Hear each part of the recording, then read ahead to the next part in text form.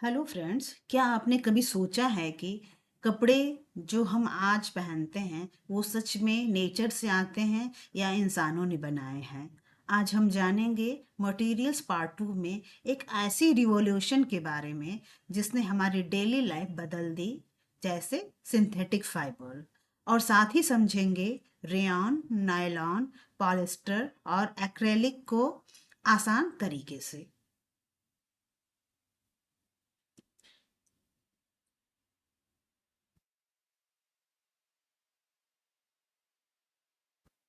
तो सबसे पहले हम लोग इसमें देखेंगे सिंथेटिक फाइबर। तो सिंथेटिक फाइबर्स क्या होते हैं?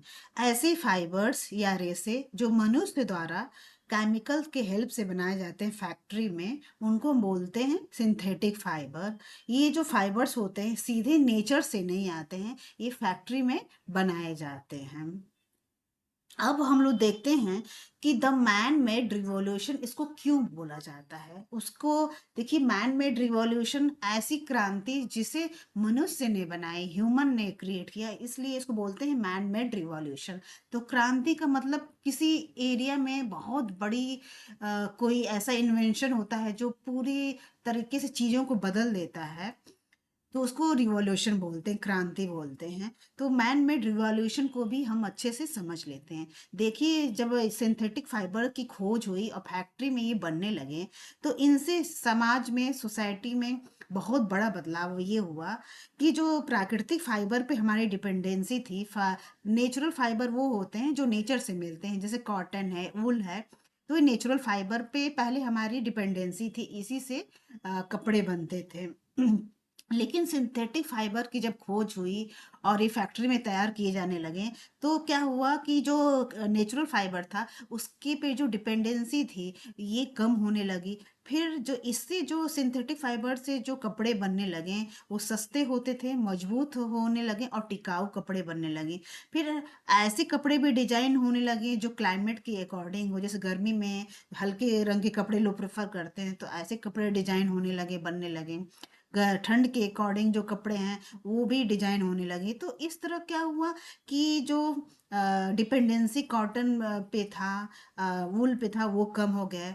कपड़े मजबूत और सस्ते आने लगे।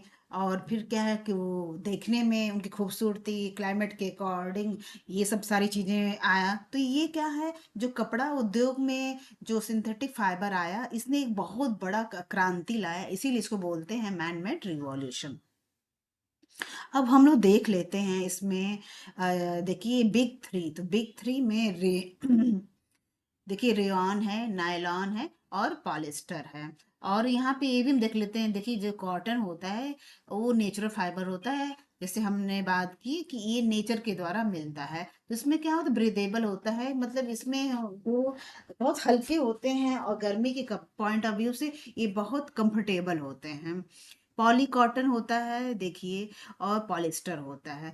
तो इसको जानने से पहले हम लोग देख लेते हैं कि द बिग थ्री में क्या क्या है। तो देखिए, रेयॉन क्या होता है, एक आर्टिफिशियल सिल्क होता है। और जो इसका नेचर होता है सेमी सिंथेटिक होता है। और इसका सोर्स क्या होता है, ये कहाँ से लाया, तो वुड, जो लकड़ियों के जो पल्प होते हैं उनसे ये बनाए जाते हैं रेयॉन। और क्या होता है, जो सिल्क होता है ये तो नेचुरल फाइबर होता है। और रेयॉन जो होता है वो सिंथेटिक सिल्क होता है, मतलब ये फैक्ट्री में ऐसा सिल्क जो फैक्ट्री में तैयार किया जाता है उसको हम सिंथेटिक सिल्क बोलते हैं, आर्टिफिशियल सिल्क बोलते हैं। जैसे फॉर एग्जांपल इसका आर्टिफिशियल सिल्क का रेयॉन होता है, ठीक है। नायलॉन क्या होता है, ये बहुत स्ट्रांग होता है और इलास्टिक होता है, लाइट वेट का होता है, और ये स्टील जो वायर होते हैं उनसे ज़्यादा मजबूत होता है। इससे क्या क्या चीज़ें बन सकती हैं नायलॉन से, देखिए सॉक्स बनते हैं, टूथब्रश बनते हैं, पैरासूट में यूज होता है, और क्लाइंबिंग रोप, जब हम एक्टिविटी करें तो क्लाइंबिंग में जो रोप यूज होता है वो सब बनते हैं, ठीक है। और देखिए, पॉलिस्टर जो होता है, और पॉलिस्टर को भी हम लोग देख लेते हैं। तो ये क्या होता है, ये भी जो नेचर में होता है सिंथेटिक पॉलीमर होता है। और ये रिंकल फ्री होता है। पॉलिस्टर जो होता है इसमें रिंकल्स नहीं पड़ते हैं, मजबूत और टिकाऊ होता है, और पानी कम सोखता है। इसका उपयोग जो हम पॉलिस्टर को करते हैं कपड़े बनाने में, बोतलें और होम फर्निशिंग में इसका यूज करते हैं। अब हम लोग देख लेते हैं एक्रेलिक। एक्रेलिक क्या होता है? तो एक्रेलिक में ये होता है, ये भी जो होते हैं हल्के और गर्म होते हैं, और ये वूल का सब्स्टिट्यूट की तरह से यूज किया जाता है। और क्या होते हैं, इसमें कीड़े नहीं लगते हैं जो एक्रिलिक होता है। इसका उपयोग मोस्टली क्या होता है, स्वेटर बनाने में, कंबल बनाने में और शॉल बनाने में यूज किया जाता है। तो इस तरह हम लोग देख ले रहे हैं कि जो सिंथेटिक फाइबर्स के जो लाइफ होती है वो बहुत लंबी होती है। सिंथेटिक फाइबर मजबूत होते हैं, जल्दी सूखते भी हैं, रिंकल फ्री होते हैं और सस्ते और आसानी से उपलब्ध भी होते हैं। तो ये हुआ हमारा सिंथेटिक फाइबर। ठीक है। और इसमें देखिए पॉली कॉटन है, पॉलिस्टर है। तो पॉलिस्टर के बारे में हमने तो अभी देख ही लिया कि जो पॉलिस्टर क्या होता है, रिंकल फ्री होते हैं। पॉली कॉटन होते हैं जैसे यहाँ पे क्या है, नो श्रिंकेज, श्रिंकेज नहीं होते, अफोर्डेबल होते हैं, keep shapes and colour, breathable, soft, less fading. ठीक है। पॉली कॉटन में तो क्या है, श्रिंके बहुत कम श्रिंक करता है और सस्ते होते हैं। और देखिए बाकी सब सारी चीजें सॉफ्ट भी होते हैं। तो ये सब सारा जो था सिंथेटिक फाइबर। अब सिंथेटिक फाइबर को ही मैंने यहाँ पे लिखा हुआ है कि फैक्ट्री में तैयार किए जाते हैं, आर्टिफिशियल होते हैं, मैन मेड होते हैं। और जो ये नेचुरल फाइबर होते हैं, जैसे जो कॉटन, जैसे कॉटन है, ये नेचुरल फाइबर होते हैं, ये नेचर से कपास होता है उससे बनता है। अब हम लोग देख लेते हैं, सिल्क की बात हमने की थी कि जो नेचुरल जो सिल्क होती है एक आर्टिफिशियल होती है, जो कि यहाँ पे लिखा हुआ है कि देखिए रेयॉन जो होता है आर्टिफिशियल सिल्क में आता है, लेकिन हम यहाँ पे नेचुरल सिल्क की बात करेंगे कि कैसे बनता है, क्या होता है। तो देखिए जो सिल्क होती है नेचुरल फाइबर होती है। सोर्स क्या होता है, सिल्क वर्म। सिल्क वर्म एक कीड़ा होता है जिसको पाला जाता है सिल्क को क्रिएट करने के लिए। और प्रोसेस जो होता है ये इनका सेरिकल्चर बोलते हैं। और silk is obtain from cocoon of the silk worm जो होता है उनके कोकून से सिल्क बनाया जाता है। ये बहुत छोटा सा इंसेक्ट होता है जो कि मेलबरी लीव्स होती हैं, उनको ही खाता है। वही उसी से फिर क्या करता है कि कोकोन बनाता है। थ्रेड टाइप का एक होता है, चीजें होती हैं जो वो कोकोन बोलते हैं, अपने आसपास बनाता है। और उसी से सिल्क फाइबर फाइनली बनाया जाता है। इस कोकोन से ही सिल्क फाइबर बनता है। तो इसका एक सिल्क वॉर्म का जो लाइफ साइकिल है बहुत इंपॉर्टेंट है, कई बार एग्जाम में पूछ लिया जाता है। तो ये कैसे इनका लाइफ होता है, देखिए तो जो एग होते हैं, इनका पहले एग होता है, एग से छोटा सा लार्वा बनता है, फिर प्यूपा बनता है और बाद में फाइनली जो एडल्ट सिल्क वॉर्म तैयार होता है। तो एक तरह से 4 स्टेप्स में एक सिल्क वॉर्म की लाइफ कंप्लीट होती है। तो ये कई बार पूछ लिया था कि ये क्या खाते हैं, तो मेलबरी लीव्स खाते हैं, फिर उससे एक थ्रेड लाइक स्ट्रक्चर बनता है जिसको कोकोन बोलते हैं। इसी से जो सिल्क फाइबर एक्सट्रैक्ट किया जाता है। तो ये पता होना चाहिए आपको, सिल्क क्या होता है, नेचुरल फाइबर होता है। ठीक है। बाद में फैक्ट्री में ये आर्टिफिशियल सिल्क भी तैयार किया जाए जो कि हम लोग पीछे पढ़े हुए हैं। अब हम लोग बात करते हैं प्लास्टिक्स की। प्लास्टिक में देखिए 2 तरह के प्लास्टिक होते हैं, थर्मोप्लास्टिक, थर्मोसेटिंग। तो थर्मोप्लास्टिक क्या होता है, तो थर्मो मतलब हीट। ही ऐसी प्लास्टिक जिसको हीट करने पे, गर्म करने पे अपना शेप बदल देता है, और फिर जब ठंडा होता है तो हार्ड हो जाता है, लेकिन फिर उसको हम गर्म करेंगे तो हार्ड फिर अपना अलग अलग शेप में उसको हम बदल सकते हैं। मतलब ऐसा प्लास्टिक जो हीट करने पर अपने स्ट्रक्चर को, शेप को बदल सकता है, उसको हम थर्मोप्लास्टिक करते हैं। इनको हम इनका शेप अलग अलग शेप दे सकते हैं। लिखा हुआ भी है देखिए, deforms bend easily on heating. ठीक है। तो हीट करने पे ये बेंड हो जाते हैं, अलग अलग रूप बदल सकते हैं। फॉर एग्जाम्पल जो हम अपने घरों में पॉलीथीन होता है, पीवीसी पाइप हम लोग घरों में यूज करते हैं, ये क्या थर्मोप्लास्टिक का एग्जाम्पल है। और इसको हम लोग यूज करते हैं टॉय बनाने में, लकड़ कॉम्ब अपने घर में जो हम यूज करते हैं, प्लास्टिक की जो कंटेनर्स यूज हम करते हैं, ये क्या होते हैं, थर्मोप्लास्टिक होते हैं। इसके जस्ट अपोजिट में हम थर्मोसेटिंग प्लास्टिक की बात करें तो ऐसी प्लास्टिक जो एक बार सेट हो गई तो परमानेंट सेट हो गई, उसको थर्मोसेटिंग प्लास्टिक बोलते हैं। मतलब one time set, once set, फिर ऑलवेज सेट है। तो इसी तरह से ये है।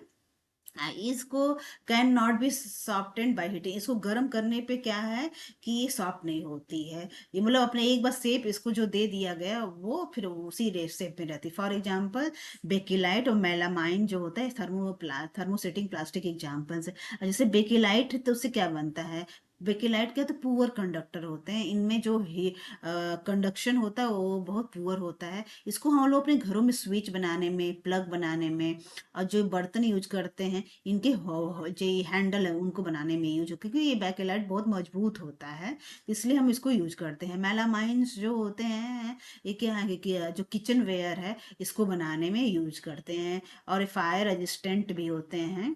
तो इनके में क्या होती है कि बहुत स्ट्रांग होते हैं, हीट करने पे उसको सहन करने की काफी ज्यादा शक्ति होती है। तो थर्मोप्लास्टिक का मतलब ये, उसको कई जितने बार हम चाहेंगे तो उसको हीट कर करके उसकी शेप बदल सकते हैं, इसको बार बार रिसाइकल और रीयूज कर सकते हैं। बट थर्मोसेटिंग में वन सेट तो ऑलवेज सेट, हम बार बार रिसाइकल और रीयूज नहीं कर सकते हैं। ये काफी बहुत मजबूत होते हैं, पुअर कंडक्टर होते हैं, और ये जैसे for example bakelite and melamine. अब हम लोग मटेरियल्स की बात कर रहे थे, तो डेली यूज की जो मटेरियल्स हैं जो कि हम अपने लाइफ में यूज करते हैं, जैसे for example acid and base. तो देखिए इनका केमिकल नेचर भी समझ लेते हैं। एसिड और बेस, एसिड क्या होता है, सावर खट्टे से में होता है। जैसे फॉर एग्जांपल हम अपने घरों में नींबू यूज करते हैं, तो नींबू के अंदर भी एसिड होता है। बेस क्या होता है, बेस को भी हम लोग देख लेते हैं। जो बेस होता है वो बिटर टेस्ट में होता है, मतलब उसका स्वाद काफी कड़वा होता है। तो जैसे फॉर एग्जांपल बेकिंग सोडा हम यूज करते हैं, ये क्या होते हैं, आपके बेस होते हैं। तो आप और क्या होता है, एसिड और जब बेस बनते हैं तो इनका जो न्यूट्रलाइजेशन, इस प्रोसेस को बोलते हैं। जब एसिड और बेस आपस में मिलते हैं तो इनको क्या बोलते हैं, न्यूट्रलाइजेशन प्रोसेस बोलते हैं। और इससे जो बनता है वो सॉल्ट बनता है, सॉल्ट प्लस वाटर बनता है। तो सर आई होप आप लोग एसिड और बेस क्या होता है इस चीज को आप लोग समझ गए होंगे।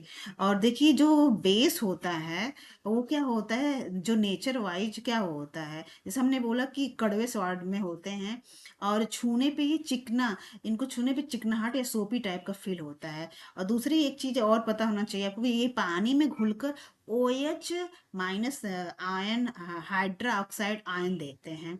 जैसे फॉर एग्जांपल बेस एग्जांपल हम ले सकते हैं, साबुन हुआ, बेकिंग सोडा हुआ, टूथपेस्ट हम जो यूज करते हैं ये भी बेस होता है। और जो ये लाल लिटमस पेपर होता है, यहाँ पे लिखा हुआ है देखिए, जो बेस होता है लाल लिटमस पेपर को ब्लू कर देता है, और जो एसिड होता है वो नीले लिटमस पेपर को रेड करता है। तो एसिड का मतलब रेड, मतलब एसिड मतलब डेंजर, और इसका मतलब रेड। तो लाल ये जो एसिड होता है वो ब्लू लिटमस पेपर को रेड कर देता है, और बेस है लाल लिटमस पेपर को ब्लू कर देता है। तो ये सब चीजें आपको याद रहनी चाहिए। एक कलर चेंज चार्ट है। और ये क्या है, लिटमस जो पेपर होता है नेचुरल इंडिकेटर होता है, ये इंडिकेटर्स बोले जाते हैं। टर्मरिक जो होती है इसको नेचुरल इंडिकेटर बोला जाता है। और टर्मरिक में भी क्या क्या होते हैं तो ये भी आपको पता होना चाहिए। जो क्या होता है, जब बेस टर्मरिक के संपर्क में आता है तो उसका येलो कलर रेड में चेंज हो जाता है। तो ये पता होना चाहिए, मतलब बेस प्लस टर्मरिक जब साथ में आते हैं तो ये क्या होता है, चेंज कलर क्या चेंज हो जाएगा, रेड है। ठीक है, तो ये सारी चीजें आपको पता होनी चाहिए।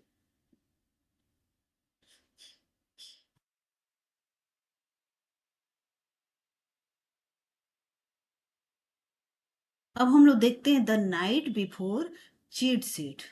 तो इसमें क्या है, एक इसेंशियल कुछ ऐसे ऐसे चीजें हैं जो मटेरियल्स की प्रॉपर्टीज हैं, उनको देख लेते हैं। तो हम लोग पहले वीडियो में मैलेबिलिटी के बारे में हमने पढ़ा है, तो मैं एक बार और आपको बस शॉर्ट रिवीजन दे देती हूँ। मैलेबिलिटी का एक मतलब क्या होता है कि एक मटेरियल, एक मेटल जिसको हम सीट फॉर्म में कन्वर्ट कर सकते हैं उसको मैलेबिलिटी बोलते हैं। जैसे फॉर एग्जांपल हम अपने घरों में एल्युमिनियम फॉयल को यूज करते हैं, तो क्या है इसमें हमने एल्युमिनियम फाइल बनाया हुआ है, तो उसमें क्या है कि एक मेटल का ही हमने एल्युमिनियम यूज किया और उसको सीट फॉर्म में हमने चेंज करे, तो जो कि हम अपने घरों में किचन में यूज करते हैं।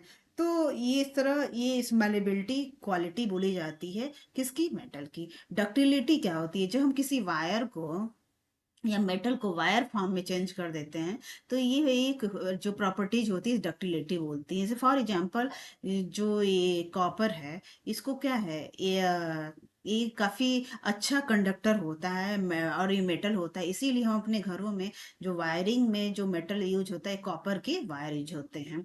सोनोरस ऐसा, जब कोई मेटल के ऊपर हम हीट करते हैं तो आवाज़ आती है। जैसे हम अपने घरों में घंटी, पूजे की घंटी अब हिलाते हैं, तो आपस में ये अंदर जो होता है वो बजता है, उससे बार बार हीट होता है और अंदर फिर आवाज़ आती है। तो एक साउंड क्रिएट करने की प्रॉपर्टी होती है एक मेटल में, इसको सोनरस प्रॉपर्टी बोलते हैं। लश्चरस क्या गुण होता है मेटल का? लश्चरस मतलब चमकीला। एक मेटल क्या होता है? चमकीला। जैसे फॉर एग्जांपल जैसे गोल्ड है, चांदी है, ये क्या होते हैं?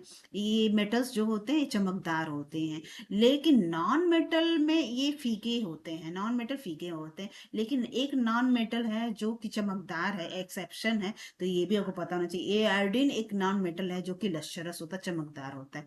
आर्टिफिशियल सिल्क में एग्जाम्पल क्या होता है? रेयॉन, अभी हमने पढ़ा है। स्ट्रॉन्गेस्ट फाइबर सबसे ज्यादा कौन सा होता है?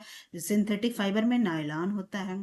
थर्मोसेटिंग मतलब वन सेट ऑलवेज सेट, जैसे बेकेलाइट, मेलामाइन, नो मेल्टिंग, में हीट करने पे मेल्टिंग नहीं होती। रस्टिंग क्या होती है? एक केमिकल चेंज होता है जो कि इरिवर्सिबल, रिवर्स नहीं की जा सकती है। और रस्टिंग का मतलब क्या होता है? जब आयरन वाटर के कांटेक्ट में आता है और एयर के कांटेक्ट में आता है, तो उसके आयरन क्या होता है, उसके ऊपर एक क्या बोलते हैं, एक लेयर जम जाती है, उसको रस्टिंग बोलते हैं। जैसे आयरन, हम आपने देखा होगा कि लोहे की चीज़ों पे बहुत जल्दी जंग लग जाती है, तो ये जंग है, इसको ही रस्टिंग बोलते हैं। और ये जब आयरन जब एयर के कांटेक्ट में आता है प्लस वाटर के कांटेक्ट में आता है, तब ये रस्टिंग होता है। ये इरिवर्सिबल प्रोसेस है और ये केमिकल चेंज होता है। तो ये अपने माइंड में आप लोगों को, आई होप कि आप लोगों को ये सारी चीज़ें क्लियर हो गई होंगी। अब हम लोग इसकी पेडागोजी, इसको कैसे, अगर किसी टीचिंग को, अगर कोई टीचर पढ़ा रहा है तो उसमें पेडागोजी क्या होनी चाहिए? तो देखिए, इसको पढ़ाने के दो तरीके हैं, जिसको देखिए कंस्ट्रक्टिविस्ट अप्रोच बोला जाता है। मतलब क्या है कि इसमें एक बच्चे का, पहले क्या हम देखेंगे, ऑब्जर्व करेंगे कि बच्चे का आसपास का इन्वायरमेंट कहाँ से शुरू होता है, उसको हम लोग देखेंगे। और बच्चे को बोलेंगे कि लकड़ी से बनी हुई चीज़ों का तुम लिस्ट बनाओ। फिर दूसरा स्टेप है क्लासिफिकेशन, मतलब स्टूडेंट ग्रुप ऑब्जेक्ट, जो जो ऑब्जेक्ट बनाया है, अब ग्रुप के जो ऑब्जेक्ट्स हैं उनको अलग अलग क्लासिफाई करो कि कौन सा ऑब्जेक्ट है लकड़ी का है, तो कौन लोहे का है, तो कौन लश्चरस है, कौन नॉन लश्चरस है। तो बहुत सारे जो अभी हमने पिछले वीडियो में भी देखा, क्लासिफिकेशन के बेसिस पे मटेरियल को हमने क्लासिफाई किया था, तो उसको उसके गुणों के बेसिस पे हम क्लासिफाई करना, एक टीचर बच्चे को सिखाया क्लासिफाई करो, एक लिस्ट बनाया, लिस्ट के बेसिस पे फिर क्लासिफाई करना। तो ये क्या है, कंस्ट्रक्टिविस्ट अप्रोच बोला जाता है कि मतलब बच्चा स्टेप बाय स्टेप चीज़ों को समझता है, फिर एक अप्रोच क्रिएट करता है। फिर क्या होता है कि उसमें कंसेप्शन आपकी मिसकंसेप्शन भी क्रिएट होता है। जब एक बच्चा किसी टॉपिक को पढ़ता है तो कुछ गलत चीज़ें भी पढ़ता है, कुछ सही चीज़ें भी समझ आती हैं, तो वो हम मिसकंसेप्शन को कैसे एड्रेस करेंगे? जैसे यहाँ पे एग्जांपल दिया कि sponge is not solid because it compress, क्योंकि ये सॉफ्ट हो जाता है तो इसका मतलब ये सॉलिड नहीं है। जबकि क्या फैक्ट क्या है, it is solid with air trapped in pores, इनके पोर्स में एयर ट्रैप्ड होता है, इसीलिए क्या होता है, कंप्रेस हो जाते हैं। जबकि ऐसा है कि इट इज सॉलिड, है सॉलिड है। मिथ, दूसरा मिथ क्या है, एयर है नो मास, एयर में कोई द्रव्य नहीं होता है, कोई मतलब उसका वो नहीं होता है, तो ये गलत है। देखिए, एयर क्या है, जब हम फॉर एग्जांपल अगर इनफ्लेटेड, फुलाया हुआ बॉल और अरे सिकुड़ा हुआ बॉल की अगर तुलना करें, तो एयर क्या होता है, एयर में मास होता है तभी तो वो स्पेस लेता है। अगर हम जो एक बलून होता है उसको फुला रहे हैं तो उसने, हाँ, तो जितना भी एयर उसके अंदर डालते हैं उसी हिसाब से वो अपना स्पेस ले लेता है। लेकिन जब उसको हम छोड़ देते हैं तो उसके अंदर का एयर निकल गया तो बलून फिर पिचक गया। तो इस तरह हम देख रहे हैं कि एयर, जो एयर होता है, उसके अंदर उसको उसके अंदर द्रव्य होता है, मास रखता है, तभी तो वो अपना स्पेस लेता है। अब हम लोग इसके पी वाई क्यूज कर लेते हैं। तो पी वाई क्यूज में देखिए, पहला है कि मेटल्स एंड प्रॉपर्टीज के बेसिस पे पी वाई क्यूज हम लोग देख लेते हैं। तो which non metal is good conductor of electricity. में देखिए, हमने बात की थी कि जो मेटल्स होते हैं वो गुड कंडक्टर है, but non metal poor conductor होते हैं। लेकिन एक्सेप्शन हमने पिछले वीडियो में फर्स्ट पार्ट में पढ़ा था कि ग्रेफाइट जो होते हैं वो नॉन मेटल होता है बट गुड कंडक्टर का होता है। Why are electric wires made of copper, क्योंकि इसके अंदर दो क्वालिटी होती है। वह तो मेटल, तो कॉपर क्या है, मेटल है, तो मेटल के अंदर डक्टाइल प्रॉपर्टी होता है, उसको वायर के फॉर्म चेंज कर सकते हैं। फिर साथ ही दूसरी जो प्रॉपर्टी होती है कॉपर की, वो गुड कंडक्टर है, इसीलिए अपने घरों में हम कॉपर वायर का यूज करते हैं। Select the group soluble in water, water में जो सॉल्युबल हैं उन सारी चीज़ों का एक ग्रुप बनाना, जैसे सॉल्ट है, नींबू है, लेमन जूस है और शुगर है, क्या है, ये सॉल्युबल मटेरियल्स हैं जो कि वाटर में सॉल्युबल हो जाते हैं। Which metal is stored in kerosene. तो देखिए, जो सोडियम होता है बहुत हाईली रिएक्टिव होता है, ये जैसे एयर के कांटेक्ट में आता है तो बहुत हाईली रिएक्ट करता है, विस्फोट हो जाता है। तो इसीलिए इसको प्रिजर्व करना बहुत इंपॉर्टेंट होता है, इसीलिए इसको केरोसिन में हम स्टोर करके रखते हैं। तो क्या है कि एयर कांटेक्ट में आने से ये बच जाता है और इसके रिएक्ट इसको मतलब ये नुकसान नहीं पहुंचाता है। ये तो पहले पार्ट का पी वाई क्यू था। अब दूसरे पार्ट का हमने अभी पॉलीमर्स और हमने सिंथेटिक फाइबर के बारे में पढ़ा, तो इससे बेसिस पे भी क्वेश्चन देख लेते हैं। तो which plastic used for electric switches. तो अभी हमने पढ़ा कि बेकेलाइट जो होता है थर्मोसेटिंग प्लास्टिक होता है, ये काफ़ी स्ट्रांग होता है और इसीलिए इसको स्विच बनाने में यूज करते हैं।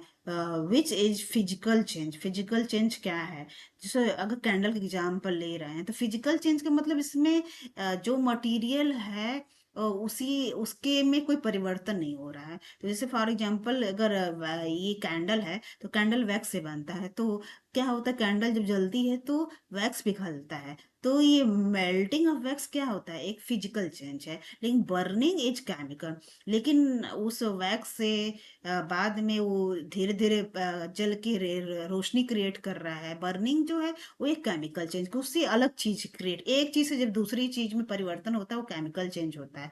और किसी चीज के उसी फॉर्म में कोई चेंज नहीं हो रहा है तो उसको हम फिजिकल चेंज बोलते हैं। Rayon is different from synthetic fibre because, क्योंकि ये पाया जाता है वुड पल्प से पाया जाता है और ये नेचुरल सोर्स है। तो वुड पल्प क्या है, नेचुरल सोर्स है, इसलिए सिंथेटिक फाइबर से थोड़ा सा डिफरेंट होता है। Nylon is use for parachute because is light weight का और बहुत स्ट्रांग होता है, इवन स्टील वायर से ज़्यादा मजबूत होता है। तो आई होप आप लोगों को वीडियो अच्छी लगी होगी। अगर आप लोगों को वीडियो अच्छी लग रही है तो लाइक शेयर एंड सब्सक्राइब करें, साथ ही मुझे जवाब दें कि जो थर्मोप्लास्टिक होते हैं वो क्या होते हैं, और उनके एग्जाम्पल्स भी मुझे आप कमेंट बॉक्स में करके बताएं, ताकि मुझे इंश्योर हो जाऊं मैं कि आपको सारे टॉपिक अच्छे से क्लियर हो गए हैं। Thank you so much.